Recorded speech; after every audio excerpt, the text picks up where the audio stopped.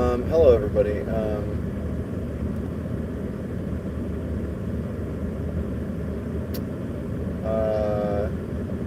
ahead and turn off my AC.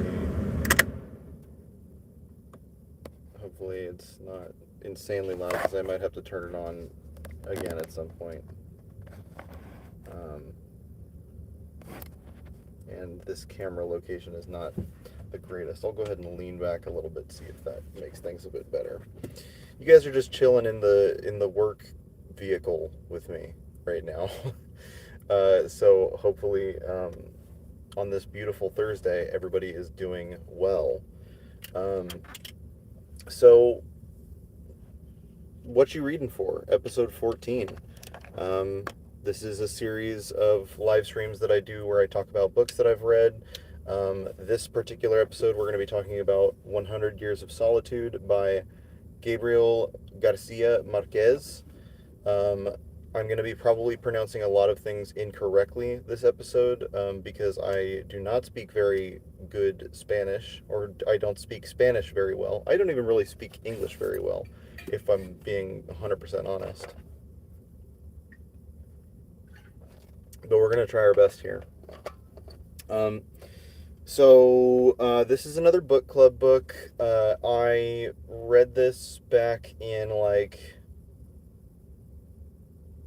April or May, I think. And some of you might be a little confused and might be like, hey, I thought that The Great Shark Hunt by Hunter S. Thompson was the next What You Readin' For book.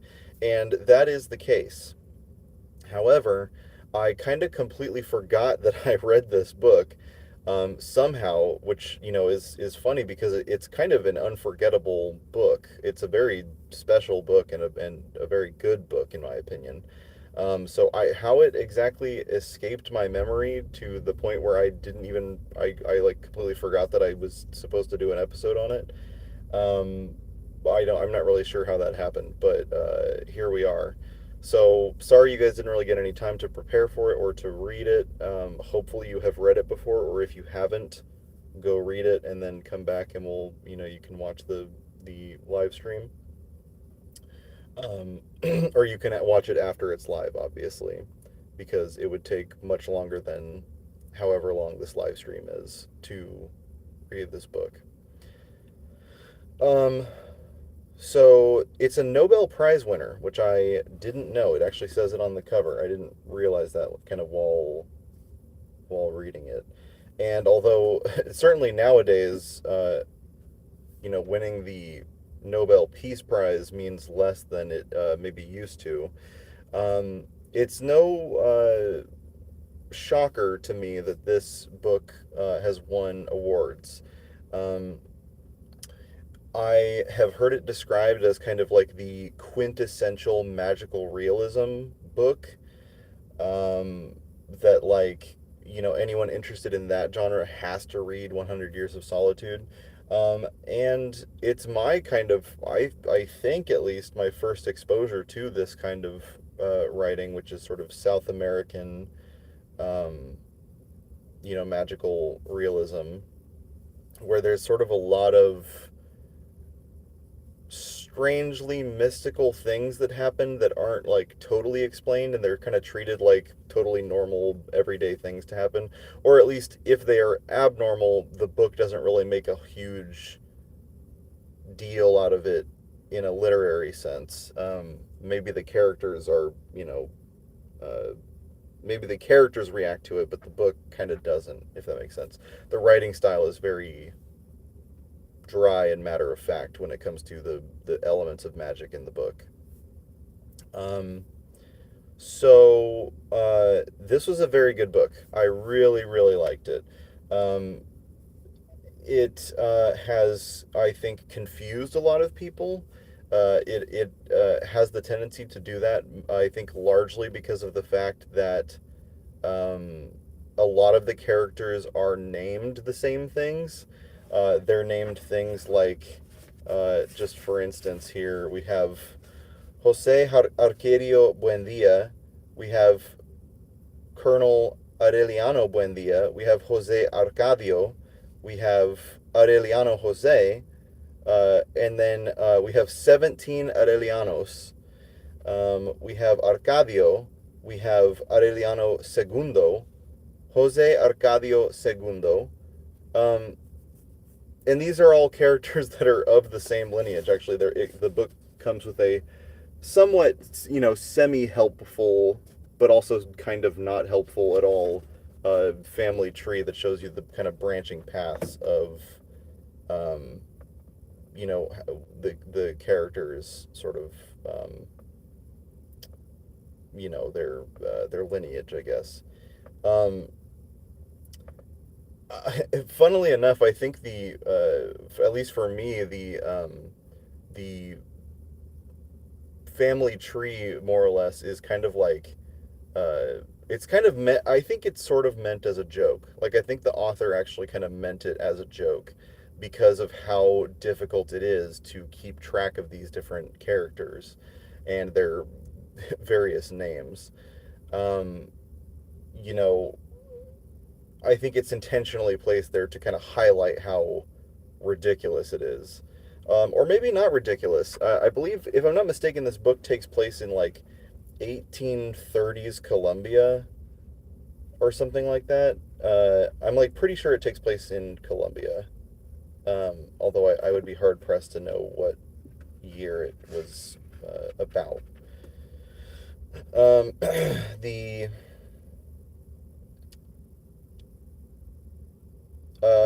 Just reading from the front here. This book was originally published in Argentina in 1967. Um,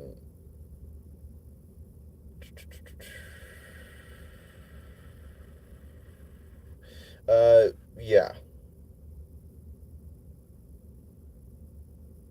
I believe this is a first perennial classic edition published in 1998, if I'm not mistaken.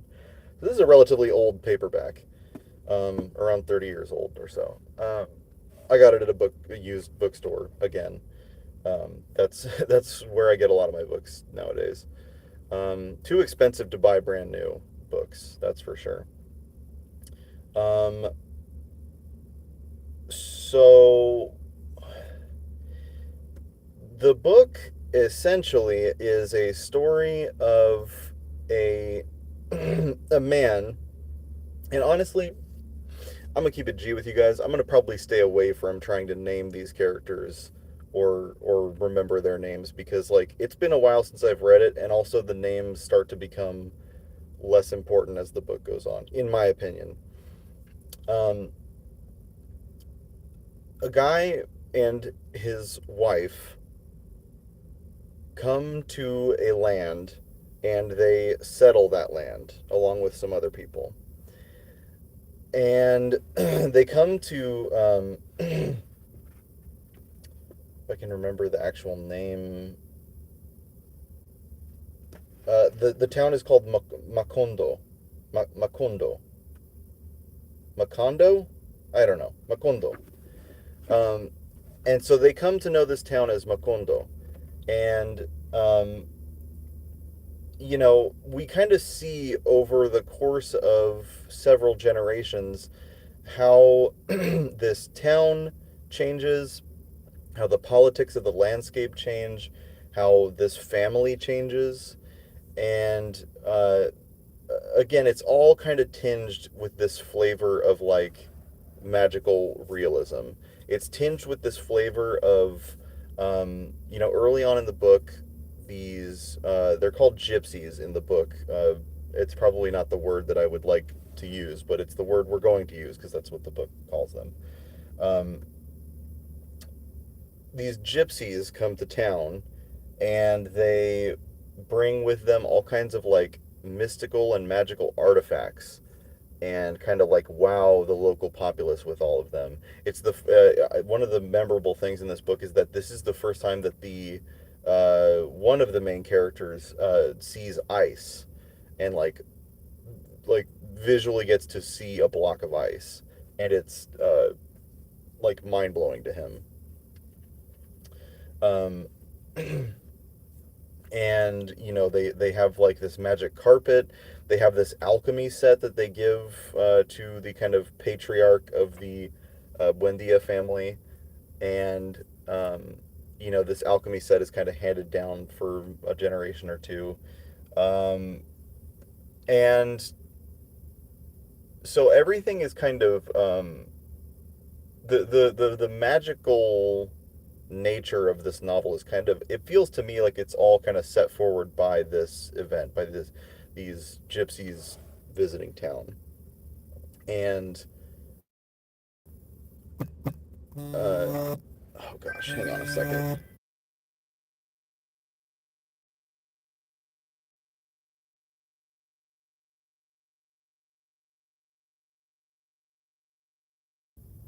I think it's back up. I think. I got a phone call, which I don't know how that affects things. If it just like completely messes everything up, but hopefully it doesn't. Uh, Things have been rather busy lately, so I haven't had a lot of time to like um, do these live streams. So I'm just kind of doing it right now when I have time. I'm also going to turn the AC up a little bit. Sorry, guys. I'm sorry if that completely ruins the audio, but it's kind of what we got to do so I can survive in this van. Um,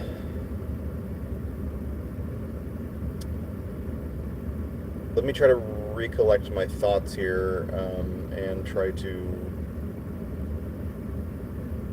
remember what I was talking about. um, and so I think there's something to be said about the the theme of like too much scientific knowledge creating the circumstances for like the undoing of a town, in a manner of speaking, like that essentially these semi-magical scientific artifacts are given to the town of Macondo, and then this town is like, in some ways it feels like it's like cursed by it. It feels like all of the kind of bad things in the book begin to happen, maybe not necessarily as a result of these things, but in the wake of these things being given or shown to the people. So there's a little bit of that. There's a little bit of a theme of kind of like young love. You have multiple different people falling in love and couples forming and stuff. Um, there's also a lot of pedophilia in this book. People of a certain age falling in love with kind of younger people, and sometimes it's hard to know with books like this, like, you know, I would never be like, oh, Gabriel García Márquez is like okay with pedophilia. I certainly don't think that's the case. But it's hard to know sort of like the moral stance that he's taking. Personally, when I read it, I kind of view it as like he's kind of just describing the way the world was back then, because it's, the 1800s, and adults having relationships with teenagers is unfortunately commonplace back then, and not even really looked down upon. As far as I know, that's kind of my understanding of it, is like that, especially like in the Wild West and stuff, that was not really like the most uncommon thing in the world to have happen. I know that during book club, the way that it was portrayed definitely made a few of the readers uncomfortable. And so I will give that kind of as a warning to anybody who's planning on reading this book. There is some pedophilia, and it is portrayed in a way that I think some people might find a little distasteful. Personally, I didn't find it that way, but it is what it is. So let me talk a little bit about like why I liked this book, what I liked about it. Um, it's kind of like a must read for me. I think it's really like something I think everybody should read once. Again, it's a little uncomfy. There are some parts that I think are a little to modern eyeballs, a little yucky. But what this book has to say about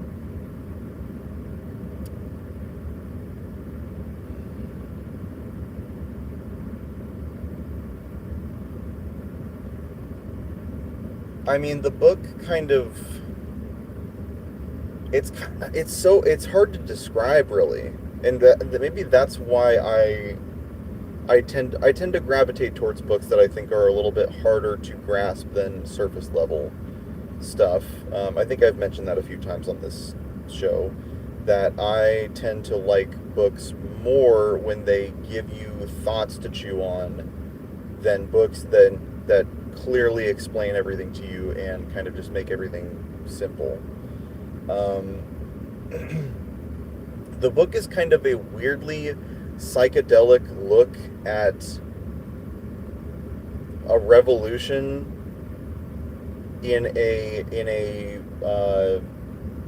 largely like agriculture based country, and how that revolution kind of shapes a family in a town.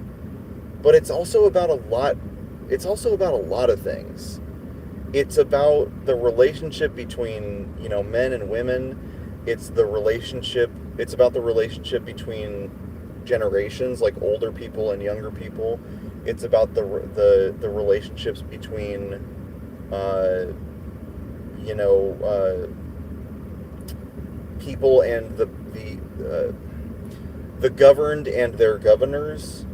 Um, it's got a lot built into it, and I think that's what makes it kind of unique to me, is that like it's taking a bunch of different elements and swirling them around into a weirdly kind of mystical look at a real event, actually. The again, I'm pretty sure this is about Colombia. Don't quote me on this, and don't at me for being ignorant. This was several months ago that I read this book, but the revolution that it's describing actually happened. Now, of course, how much of what is described in the book actually happened, who knows? But I think it's worth mentioning that it is, in essence,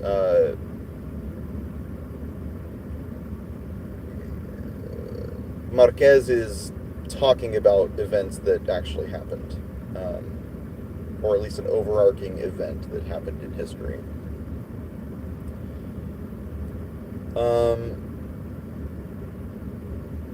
It also talks a lot about like the nature of loneliness and the nature of feeling alone, even though you're in a community, like feeling certain feelings that only you can have, and how that shapes your worldview.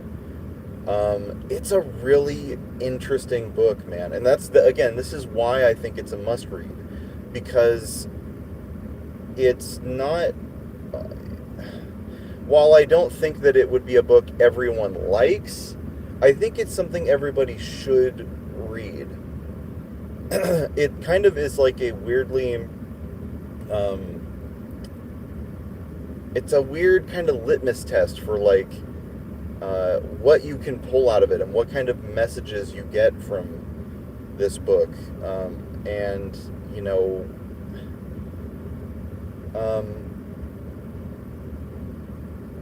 it's so weird of me to say this, but I'm just gonna say it. And people who know me know that I'm a big fan of The Sopranos, and I feel a lot about what I like about 100 Years of Solitude is a lot about what I like about The Sopranos, in that it's a piece of media that is about so many different things, even though it kind of uses the basic plot structure of, in The Sopranos, it's like your kind of basic mob TV show, mafia story about, um, you know,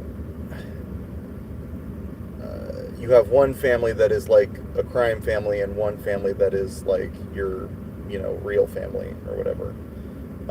It's using that platform to build a larger, more complex image of what it means to be human and the types of relationships you build with other people. And this book, I think, largely does that too. I think that the book, in many ways,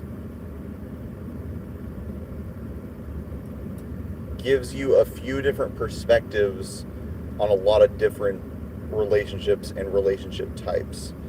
I hope I'm making myself clear here that, like, it just presents a lot of different elements and lets you kind of pick which little parts of it mean something to you. And, ultimately, like, the writing style, I think, is really cool. I like it. I think that Cormac McCarthy is has really shaped the way I like reading books, which is like authors that kind of just describe what happens, rather than kind of like spelling everything out for you. It's not necessarily 100% nailed down, like, oh, this is what he's trying to say, this is what the book is about. Sometimes having the writer just plainly tell you what is happening, like the actual events, leaves more to interpretation and leaves more things for you to explore as you read, if that makes sense.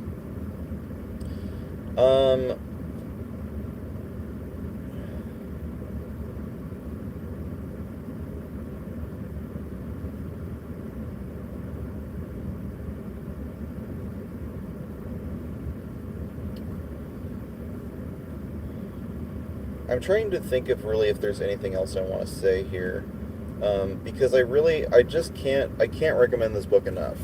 I think everybody should read this book. This is an absolute must read. Whether you're, a fantasy reader, whether you're a historical fiction reader, whether you're, whatever your particular bag is, this is the type of book I think everyone should check out at some point. Either check out, in the abstract sense, or literally check out of their library, because I'm sure your library definitely has a copy of this book, for sure. 100% it does.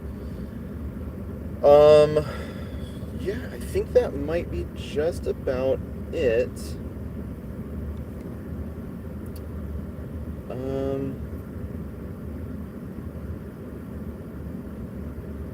Yeah, we got the Wisest Emu in chat. What's up, buddy? You have anything you want to say about 100 Years of Solitude before I sign off here? Oh, I forgot to mention too that so next up is The Great Shark Hunt by Hunter S. Thompson. We have Wisest Emu says it's a wild ride. It 100% is, absolutely. After Great Shark Hunt is Bendigo Shafter by Louis L'Amour.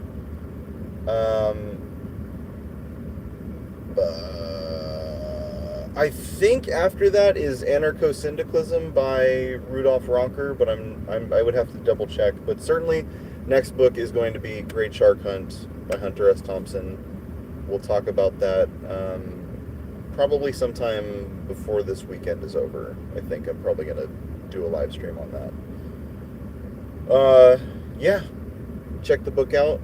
Please like the stream. If you liked it, please make sure to comment. Let me know what you think of 100 Years of Solitude by Gabriel García Márquez. Make sure to subscribe to let me know that you want to see more what you're reading for. New episode of Crusader Kings 3 House of Morticius this Saturday, as always. And yeah, I will see you people next time.